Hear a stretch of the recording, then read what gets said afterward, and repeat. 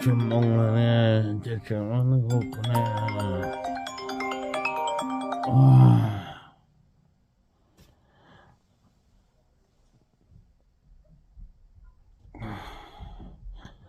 Hello, thế theo.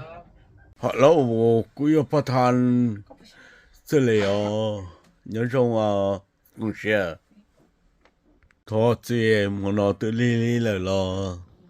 Nó nó giờ cứ lớp bơ tệ. Bữa nay mình nhỏ lớp hâm bà tới lớp bơ tệ. Cái mà nó qua đâu cũ này thôi chơi có thôi còn cũ này. Đó đó nên giờ nên ở lên tôi còn cũ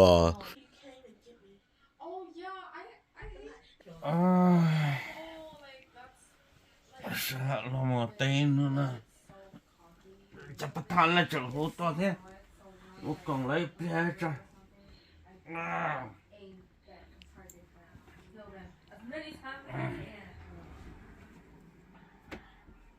Nè, cô chắc cái lava này. Cô chắc cái lava là sao? Mà còn lấy bia nè.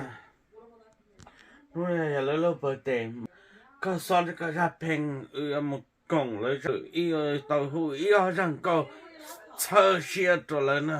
Mà cô chắc thay là được quá.